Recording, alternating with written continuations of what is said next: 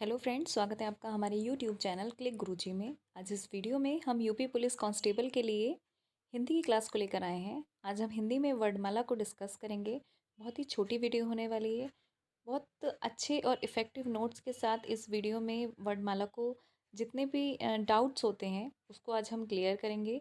और इसके बाद एक नेक्स्ट वीडियो आएगी जिसमें हम इसके वर्णमाला के एमसीक्यूज़ कराएंगे, जिससे आपके एमसीक्यूज़ वर्णमाला का जो टॉपिक है वो आपका अच्छे से क्लियर हो जाए। तो चलिए वीडियो को स्टार्ट करते हैं। लेकिन उससे पहले अगर आपने अब तक हमारे चैनल को सब्सक्राइब नहीं करा है तो प्लीज़ हमारे चैनल को जाकर सब्सक्राइब कर लीजिए। चलिए वीडियो को स्टार्ट करते हैं आज की। भाषा की सबसे छोटी इकाई ध्वनि होती है। भाषा की सबसे छोटी इकाई ध्वनि होती है और इसी ध्वनि को वर्णमाला कहते हैं। ठीक है, सॉरी, वर्ड कहते हैं। भाषा की सबसे छोटी इकाई ध्वनि होती है और इस ध्वनि को वर्ड कहते हैं। वर्डों के व्यवस्थित समूह को वर्णमाला कहते हैं। हिंदी वर्णमाला में कुल वर्डों की संख्या कितनी होती है? तो 52 होती है। इसको याद रखिएगा। हिंदी वर्णमाला में कुल वर्डों की संख्या कितनी होती है? 52 होती है। चलिए आगे बढ़ते हैं। हिंदी वर्णमाला को दो भागों में बांटा गया है। एक तो स्वर है और एक व्यंजन। आप सभी को पता होगा हिंदी वर्णमाला दो भागों में बटी हुई है, एक है स्वर और एक है व्यंजन। ठीक, चलिए नेक्स्ट पर चलते हैं। जो वर्ड स्वतंत्र रूप से बोले जाते हैं वे स्वर कहलाते हैं। ठीक, मतलब जो वर्ड हैं स्वतंत्र रूप से बोले जाते हैं वे स्वर कहलाते हैं।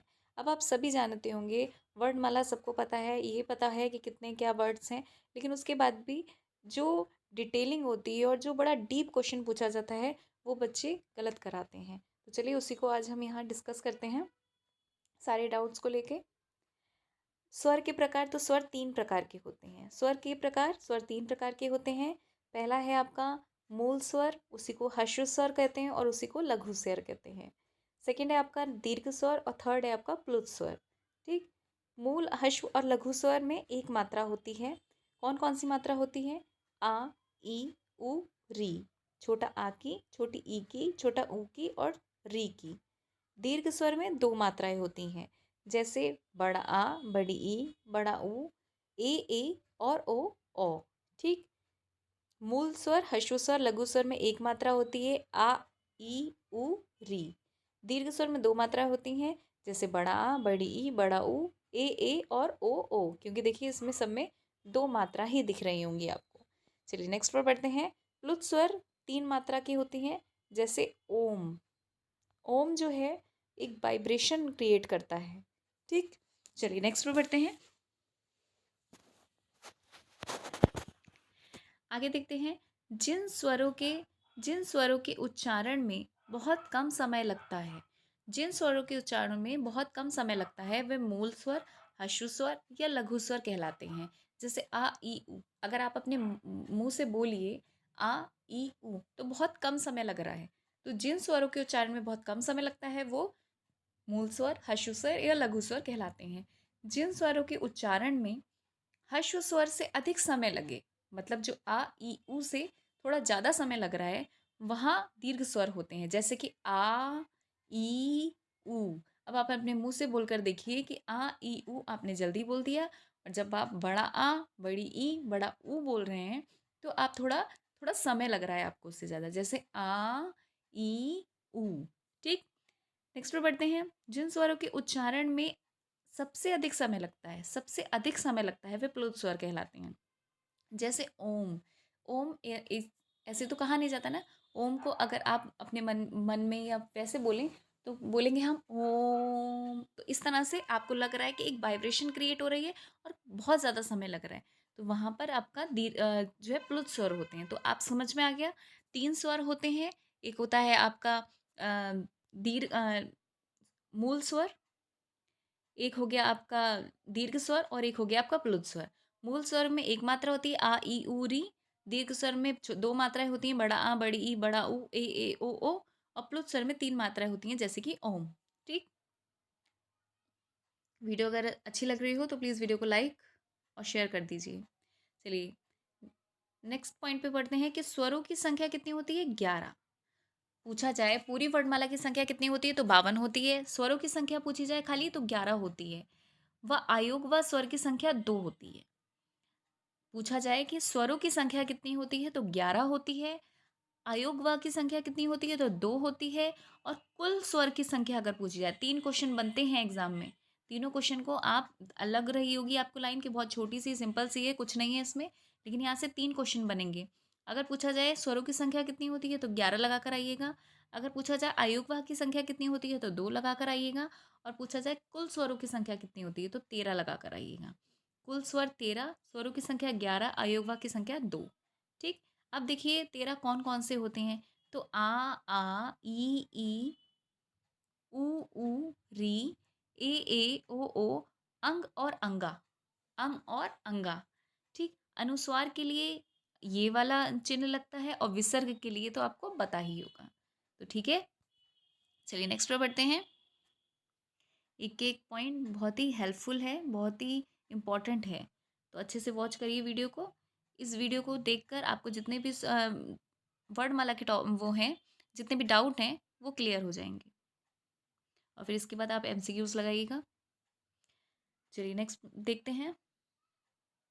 मूल स्वर स्वरों का विवरण देखिए, ये तो पता चल गया आपको 3 स्वर होते हैं, ह्रस्व स्वर, मूल स्वर और दीर्घ स्वर, और आपका प्लुत स्वर। मूल स्वर, ह्रस्व स्वर, लघु स्वर आ ई उ री हैं, कितने हैं 4। अगर पूछा जाए कि बताइए मूल स्वर हैं कितने तो 4 हैं। दीर्घ स्वर कितने हैं तो बड़ा आ, बड़ा ई, बड़ा ऊ, ए ओ 7 हैं, ये इसे याद रखिएगा।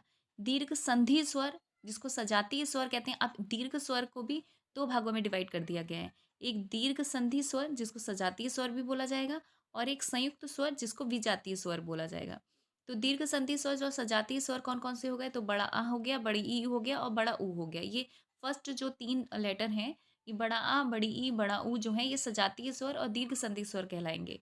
और जो इसकी संख्या कितनी होगी, इसकी संख्या 3 होगी, बड़ा आ, बड़ी ई, बड़ा ऊ। और संयुक्त स्वर और विजातीय स्वर कौन से होंगे, तो ए और ओ। इसकी जो संख्या होगी वो आपकी होगी 4। इसकी जो संख्या होगी वो कितनी होगी आपकी 4। तो इसे याद रखिएगा। आपको ये तो पता चल गया स्वर कितने होते हैं भाई, 4। जो आपके मूल स्वर होते हैं वो कितने होते हैं आपके, 4 होते हैं, आ ई उ री। दीर्घ स्वर आपके 7 होते हैं, बड़ा आ, बड़ी ई, बड़ा ऊ, ए ओ। और दीर्घ संधि स्वर, सजातीय स्वर, मतलब दीर्घ स्वर में भी 2 डिवाइड हो गए। एक हो गया आपका दीर्घ संधि स्वर, एक हो गया आपका संयुक्त स्वर।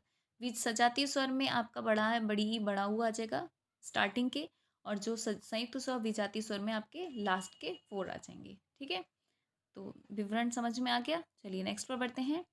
अब संयुक्त स्वर कौन कौन से होते हैं, तो संयुक्त स्वर में जैसे आ और ई मिला के ए बन जाएगा, आ और ए मिला के बड़ा ए बन जाएगा, आ और ऊ मिला के ओ बन जाएगा, और आ और ओ मिला के ओ बन जाएगा। तो सब में आ रहा है, ई मिला के ए बनेगा, ए बना के बड़ा ए बन जाएगा, ऊ मिला के ओ बन जाएगा, और ओ मिला के बड़ा ओ बन जाएगा। चलिए नेक्स्ट पर बढ़ते हैं। अब देखिए ये इंपॉर्टेंट है, यहाँ से बहुत सारे क्वेश्चन आते हैं। स्वरों का उच्चारण स्थान कैसे होता है, तो जैसे आ और आ अगर आप बोलेंगे तो ये कहाँ से आवाज़ निकलेगी, आपके कंठ से। कंठ स्वर है ये, इसको बोलते हैं कंठ स्वर है। आ और आ। ई और ई जब आप बोलेंगे तो तालु लगेगा, तालव्य स्वर है ये। ई और ई जो है आपके तालव्य स्वर हैं। ऊ और ऊ, जब ऊ और ऊ आप बोलेंगे तो आपके जो लिप्स हैं, जो आपके होठ हैं, वो आपके क्या करें, मूव होंगे। ठीक है, तो ये ओष्ठ स्वर है, होठों से बोला जाएगा, ऊ और ऊ। मूर्धन्य स्वर को बोलते, मूर्धन्य स्वर जो है वो आपका री है। मूर्धन्य स्वर है जो है आपका वो है री। कंठ तालव्य स्वर जो है आपका ए और ए। कंठ तालव्य स्वर है आपका ए और ए, जिसमें कंठ से भी आवाज आ रही है और तालु भी लग रहा है। कंठ स्वर है, कंठ तालव्य स्वर है आपका ए और ए। और कंठ ओष्ठ स्वर है आपका ओ और ओ। कंठ ओष्ठ स्वर है आपका ओ और ओ। तो ठीक है, ये विवरण आपको समझ में आया, ये बहुत इंपॉर्टेंट है, यहाँ से बहुत सारे क्वेश्चंस बनते हैं। फिर से एक बार बताती हूँ। कंठ स्वर है आपके आ और आ। तालव्य स्वर है आपका ई और ई। ओष्ठ स्वर है आपका ऊ और ऊ। मूर्धन्य स्वर है आपका री। कंठ तालव्य स्वर है आपका ए और ए। और ओ कंठ ओष्ठ स्वर है आपका ओ और ओ। ठीक, चलिए नेक्स्ट पर बढ़ते हैं। अब देखिए जीभ के आधार पर स्वरों के उच्चारण स्थान कौन से हैं। जो जीभ हमारी लग रही है उसके आधार पर स्वरों के स्थान देखिए। अग्र स्वर, मध्य स्वर, पश्च स्वर। अग्र मतलब जब हम बोलेंगे तो हमारी जीभ आगे की तरफ बोले होगी। मध्य स्वर हमारी जो जीभ है वो सेंटर में होगी। पश्च स्वर जो पीछे की ओर होंगे। तो अग्र स्वर कौन से होंगे, ई ई ए ए, ई ई ए जब आप बोलेंगे तो आप बोल के देखिए, आपकी जो जीभ है वो आप आगे को बोलेंगे, ई ई ए, इसलिए इसको अग्र स्वर बोला जाता है और ये चार होते हैं। मध्य स्वर आ बोलेंगे, ना आगे जा रही है जीभ ना पीछे जा रही है, एक ही होता है मध्य स्वर। और पश्च स्वर में आ, ऊ, ओ, तो पीछे की तरफ आपका जो होठ है वो मूव कर रहे हैं, तो आपके 5 होंगे, ठीक है। ये जितने भी हैं ऐसे आपको समझ में नहीं आएंगे। आप जब ये वीडियो देखें तब आप खुद में ई ए इस तरह से अपने मुंह से बोलकर देखिए, तो आपकी सारी चीज़ समझ में आएगी। अग्रस्वर ई ए 4 होते हैं, मध्य स्वर आ होता है, पश्च स्वर आ, ऊ, ओ होंगे, ठीक। तो इसी तरह से जितने भी स्वर हैं वो यहाँ पर डिस्कस हो गए हैं। चलिए आगे बढ़ते हैं, व्यंजन को देखते हैं। व्यंजन जो है वो 33 होते हैं। व्यंजन जो है वो 33 हैं। अब देखिए कौन कौन से, तो जो वर्ड स्वरों की सहायता से बोले जाते हैं वे व्यंजन कहलाते हैं। सही बात है नहीं है? स्वर जो हैं वो किसी की सहायता से नहीं बोले जाते हैं, लेकिन जो व्यंजन हैं वो स्वरों की सहायता से बोले जाते हैं। स्वरों की सहायता से बोले जाते हैं। और व्यंजन होते कितने हैं, तो व्यंजन 6 प्रकार के होते हैं। व्यंजन कितने प्रकार के होते हैं, व्यंजन 6 प्रकार के होते हैं। अब देखिए कौन कौन से हैं। स्वर को देखा हमने 3 प्रकार के होते हैं। कौन कौन सा, मूल स्वर, हश्र स्वर, मूल स्वर, हश्र स्वर जिसको बोला जाता है, दीर्घ स्वर और प्लुत स्वर। यहाँ पर है व्यंजन, तो व्यंजन 6 प्रकार के होते हैं। कौन कौन से होते हैं ये देखिए, स्पर्शी और स्पर्श व्यंजन। स्पर्शी और स्पर्श व्यंजन क से मा तक होता है। ये टोटल कितने होते हैं, तो टोटल 25 होते हैं। ये एक एक लाइन बहुत बहुत इंपॉर्टेंट है, यहाँ से बहुत सारे क्वेश्चंस बनते हैं। जब मैं एमसीक्यूज कराऊंगी तब आपको पता चलेगा। स्पर्शीय स्पर्श व्यंजन जो है क से मा तक हैं और ये 25 होते हैं। जैसे क ख ग घ ड़ च छ ज उआ टा ठ ड ढ ड़ा ता था दा ना। तो ये जितने भी क से मा तक हैं, बहुत कम ही बच्चों को आते होंगे क से ज्ञ तक कंप्लीट, तो क से मा तक 25 हैं, ठीक है। इसको स्पर्श और स्पर्शी व्यंजन बोला जाता है। उच्छिप्त या निर्गुण व्यंजन जो है, उच्छिप्त और निर्गुण व्यंजन जिसमें आप कैसे इसको पहचान लगाएंगे, तो उच्छिप्त और निर्गुण द्विगुण व्यंजन जो है वो 2 होते हैं, ड़ और ड़ा। ड़ और ड़ा होता है, इसको आप पता कैसे करेंगे, जिसमें बिंदी लगी हो। इसकी ट्रिक है जिसमें बिंदी लगी हो, तो ड़ के नीचे भी बिंदी है और ड़ा के नीचे भी बिंदी है। ये कितने होते हैं, ये 2 होते हैं। इसको उच्छिप्त और द्विगुण व्यंजन कहते हैं। तो स्पर्शीय स्पर्श व्यंजन क से मा तक हो गए, 25 हो गए। उच्छिप्त और द्विगुण व्यंजन ड़ से और ड़ हो गया, जिसके नीचे बिंदी लगी हो। अब अनुनासिक और नासिक व्यंजन देख लीजिए। तो अनुनासिक और नासिक व्यंजन जैसे कि प्रत्येक वर्ग का 5वां वर्ड होता है, मतलब जैसे क ख ग घ ड़ 5 हो गए, तो ड़ जो है अनुनासिक है। च छ ज झ ङ अनुनासिक है, ठीक। ट ठ ड ढ ड़ अनुनासिक है। त थ द ध न, प फ ब भ म, ठीक। तो ये जितने भी हैं, प्रत्येक वर्ग का 5वां वर्ड जो होता है वो अनुनासिक या नासिक कहलाता है। ये कुल मिला के कितने होते हैं, 5 होते हैं, ठीक। नेक्स्ट है आपका अंत्यस्थ व्यंजन। अंत्यस्थ व्यंजन कौन से होते हैं, अंत्यस्थ व्यंजन पूछे जाते हैं, बताइए कि अंत्यस्थ व्यंजन कितने हैं, तो कितने हैं, तो 4 हैं। कौन कौन से हैं, तो यर अलावा अंत्यस्थ व्यंजन है। यर अलावा जो है आपके अंत्यस्थ व्यंजन है, ठीक है। वीडियो अगर अच्छी लग रही है तो प्लीज़ वीडियो को लाइक और शेयर कर दीजिए। चलिए नेक्स्ट पर बढ़ते हैं। ऊष्म व्यंजन और संघर्षी व्यंजन। ऊष्म व्यंजन और संघर्षी व्यंजन कौन से हो गए, तो ऊष्म और संघर्षी व्यंजन होते हैं श श श ह। मतलब श कितने होते हैं, 3 होते हैं, आपको पता है हिंदी वर्णमाला में। और ह जो है वो भी ऊष्म व्यंजन और संघर्षी व्यंजन कहलाता है। इसकी संख्या भी 4 ही होती है। संयुक्त व्यंजन कौन से होते हैं, छ, त्र, ज्ञ और श्र। ये भी आपके 4 होते हैं, ठीक है। छ, त्र, ज्ञ, श्र ये भी आपके 4 होते हैं। जो 2 वर्डों से मिलकर बनते हैं उसको संयुक्त व्यंजन बोलते हैं, ठीक है। तो आपको समझ में आया कि आपके जो व्यंजन हैं वो कितने हैं, 6 प्रकार के हो गए। कौन कौन से, स्पर्शी स्पर्श व्यंजन क से मा तक 25 हैं। उच्छिप्त और द्विगुण व्यंजन जिसके नीचे बिंदी लगी होती है वो होते हैं, और जो कि 2 होते हैं, ड़ और ड़ा। अनुनासिक और नासिक प्रत्येक वर्ग का 5वां वर्ड 5 होते हैं। कौन कौन सा, अड़ा, उआ, ड़ा, न, म। अंत्यस्थ व्यंजन जो है आपका वो आपका 11 लावा है, 4 है। ऊष्म व्यंजन संघर्षी व्यंजन शा शा शा हा है। और आपका जो संयुक्त व्यंजन जो है वो छत्र ज्ञ श्रा है, ठीक है। तो समझ में आ गया। चलिए अब वर्ग तालिका देखते हैं। वर्ग तालिका से आप अच्छे से समझ में आ जाएगा आपको। जैसे देखिए वर्ग है, स्पर्श व्यंजन क से मा तक 25 है, अनुनासिक व्यंजन भी दे रखा है, उच्चारण स्थान भी दे रखा है और अन्य भी दे रखा है। इसके द्वारा आपको समझ में आएगा। देखिए, समझ आ रहा है? चाहे तो आप स्क्रीनशॉट ले लीजिए, फिर उसके बाद वन बाय वन करके मैं आपको समझाती हूँ यहाँ पर। देखिए, पहला है आपका वर्ग, क वर्ग, च वर्ग, ट वर्ग, त वर्ग और म वर्ग। ये कौन से हैं? क से म तक। तो हमने प्रत्येक वर्ग का जो पांचवा वर्ड है, जो छठा वर्ड हो रहा है, मतलब प्रत्येक वर्ग में 5 वर्ग होंगे, जैसे क ख ग घ ड़ा।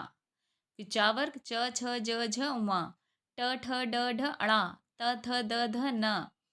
फिर आपका प फ ब भ म। ठीक है, तो ये समझ में आ गया। अब देखिए क वर्ग में क्या आएगा, तो क वर्ग में 5 आएंगे और ये जो ड़ा है ये अनुनासिक है। ये क से कंठ व्यंजन है, क कंठ व्यंजन है। ठीक है, और अन्य में क्या आ गया, ह आ गया। च वर्ग कौन सा है, च छ ज झ उमा जो है अनुनासिक है। च जो है ये चालू, मतलब ये एक ट्रिक है, तालु, तालु से बोला जाता है। च छ ज झ, चा बोलिए आप, चा वर्ग के जितने भी अक्षर हैं, च छ ज झ झ, तो ये आपके, ये क्या है, आपके तालु लग रहा है। इसमें क्या है, आपका तालु लग रहा है। ठीक है, तो इसलिए तालु से हो गया आपका चालू, इसे याद रखिएगा। और ट वर्ग के क्या है, ट ठ ड ढ ड़ा, तो अड़ा जो है आपका अनुनासिक है। ये कौन से हुए, ये आपके मूर्धन्य हो गए। ये आपके कौन से हुए, मूर्धन्य हो गए। अन्य कौन से हो गए, री र और श। त वर्ग के त थ द ध न, न कौन सा है, अनुनासिक है। ये किससे बोला गए हैं, ये बोले गए हैं दंत व्यंजन से। ठीक है, चलिए आखिरी पे चलते हैं। वर्ग का, वर्ग तालिका का ये हो गया प वर्ग। प वर्ग में हो गए आपके प फ ब भ म जो है अनुनासिक है, और ये बोला गया है आपका ओष्ठ से, प फ ब भ म। होठ मिलेंगे तभी आप बोलेंगे। ठीक है, तो वर्ग तालिका आपको पता चल गई। चलिए अब नेक्स्ट पे बढ़ते हैं।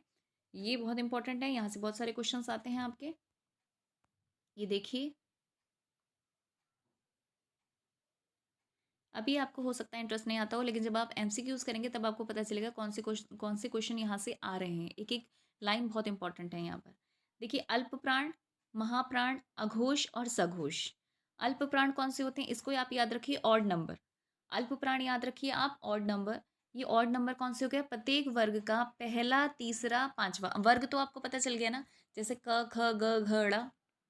तो जैसे क ले लीजिए, खा छोड़िए, ग, ड़ा, घ छोड़िए, ड़ा। तो यही हो गए ना, पहले नंबर पे क, तीसरे नंबर पे आपका ग और पांचवें नंबर पे आपका ड़ा।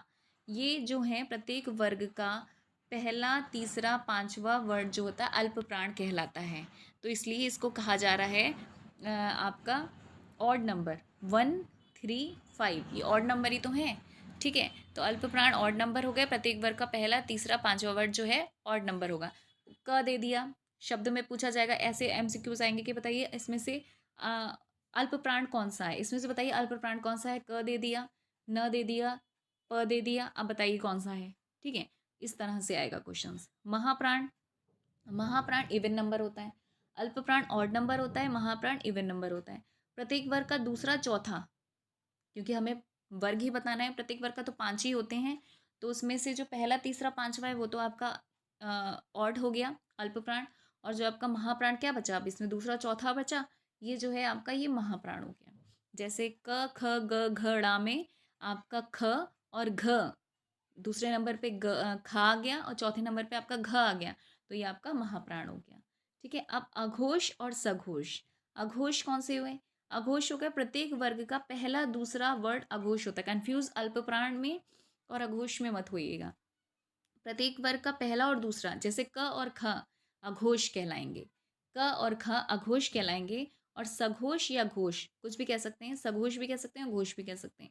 सघोष अघोष जैसे प्रत्येक वर्ग का तीसरा, चौथा, पांचवा, जैसे ग घ ड़ा, जैसे पहला और दूसरा हो गया अघोष में क ख, और ग घ ड़ा जो है वो आपका सघोष और घोष हो गया, तो ये आपके कहलाता है। तो ठीक है, कंफ्यूज बिल्कुल मत होइएगा। अल्प प्राण कौन से होते हैं, पहला, तीसरा, पांचवा। ठीक है, महाप्राण होते हैं दूसरा, चौथा, अघोष होते हैं पहला, दूसरा, और सघोष होते हैं आपका दूसरा, तीसरा, चौथा, पांचवा। ठीक है, चलिए आगे बढ़ते हैं। अब देखिए अंत्यस्थ व्यंजन। अंत्यस्थ व्यंजन मैंने अभी आपको बताया, यार अलावा जो होते हैं अल्प प्राण और सघोष ये आपके अंत्यस्थ व्यंजन होते हैं। अर्ध स्वर कौन से हो गए? या और वा। अब य र ला वा को भी इन्होंने डीपली एक्सप्लेन करा है। मतलब अर्ध स्वर इसमें से कौन से हो गए? या हो गया और व हो गया। ठीक है, य और व हो गया, या वाला और व वाला हो गया। पार्श्विक स्वर कौन सा हो गया? पार्श्विक स्वर आपका ला हो गया यहाँ से, और लुंठित स्वर हो गया आपका रा। तो अंत्यस्थ व्यंजन को भी इन्होंने 4 भागों में डिवाइड कर दिया है। अद्र स्वर यावा आ गया, पार्श्विक स्वर ला आ गया, लुंठित स्वर व्यंजन आपका स्वर कह रही हूँ व्यंजन र आ गया, सॉरी, और आपका ऊष्म संघर्षी व्यंजन आ गया आपका श श श ह, जिसमें से श स श जो है महाप्राण अघोष है और ह जो है महाप्राण सघोष है। इसको भी आपको ध्यान रखना है एक एक वर्ड को। ठीक है, ऊष्म और संघर्षी व्यंजन श श स ह हो गया। श श स मतलब सा वर्ग वाले जितने भी हैं वो महाप्राण अघोष में बोले जाएंगे, महाप्राण प्राण अघोष में बोला जाएंगे, और जो ह है वो महाप्राण सघोष में बोला जाएगा। चलिए नेक्स्ट पर बढ़ते हैं। संयुक्त व्यंजन को देख लीजिए। संयुक्त व्यंजन छ त्र ज्ञ श्रा है। तो ये तो जो दो आपके व्यंजन से मिलकर बनेंगे वो आपका संयुक्त व्यंजन कहलाएंगे। चलिए अब देख लीजिए संयुक्त व्यंजन कौन कौन से होते हैं और किस किस अक्षर से मिलके बनते हैं। तो देखिए आधा क और श से मिलके बनता है तो ये छ होता है। यहाँ यहाँ भी पूछ लिया जाएगा, बताइए छ जो संयुक्त व्यंजन है वो किससे मिलके बना हुआ है? तो आधा क और श से, ये जो लगा होता है इसमें हलंत, इसको आधा बोला जाता है। आधा ता और रा मिलके त्रा बनता है, आधा जा और वहाँ मिलके ज्ञा बनता है, और आधा शा और रा मिलके श्रा बनता है। ठीक है, तो ये सारे जितने भी हैं एक एक पॉइंट जो बता रही हूँ वो बहुत ज़्यादा इंपॉर्टेंट है। अब यहाँ देख लीजिए एक चीज़ और, संवृत स्वर कौन से होते हैं? संवृत होते हैं ई ऊ ऊ। ठीक है, यहाँ वैसे व्यंजन की बात हो रही है लेकिन मैंने यहाँ से ये अलग से लिख दिया है, ये मैं बताना भूल गई थी। संवृत स्वर होते हैं ई ऊ ऊ। अद्र संवृत स्वर होते हैं ई ऊ। अद्र विवृत स्वर होते हैं ए ओ अ, और विवृत स्वर होते हैं आ। तो ये भी आप नोट कर लीजिएगा। वैसे ये इतना पूछा नहीं जाता है, पूछे ये जाते हैं, लेकिन फिर भी आप नोट कर लीजिएगा। चलिए नेक्स्ट बढ़ते हैं। वर्णमाला एक नज़र में देख लेते हैं। तो स्वरों की संख्या कितनी है? 11 है। अयोगवा की संख्या 2 है। कुल स्वरों की संख्या 13 है। स्पर्श व्यंजन की संख्या 25 है। दीर्घ व्यंजन की संख्या 2 है। अंत्यस्थ व्यंजन की संख्या 4 है। ऊष्म व्यंजन की संख्या 4 है। संयुक्त जो व्यंजन है वो कितनी है? 4 है। कुल वर्डों की संख्या है आपकी 52। तो ठीक है, समझ में आ गया। स्वरों की संख्या 11 है, जैसे आ ई ऊ री जो भी है, छोटा बड़ा छोटी बड़ी छोटा ऊ बड़ा ऊ ऋषि ऋषि ए ओ ये जितने भी हैं आपके आपके स्वर 11 हैं। आयोग व क्या हो गया आपका? अंग और अंगा हो गया। कुल स्वरों की संख्या 13 हो गई। स्पर्श व्यंजन कौन से हो गए? क से म तक। द्विगुण व्यंजन कौन से हो गए? ये वाले, तो ये द्विगुण हो गए। ठीक है, आपके अंत्यस्थ कौन से हो गए? या रा ला वा, या रा ला वा, ये आपके अंत्यस्थ हो गए। ऊष्म कौन से हो गए? ऊष्म हो गए आपके शा सा शा, और ये हो गया आपका हा। ठीक, अब आपके हैं संयुक्त। संयुक्त हो गया आपके छा त्रा ज्ञा, और ये हो गया आपका श्रा। ठीक है, तो कुल मिला के वर्डों की संख्या कितनी हो गई? 52।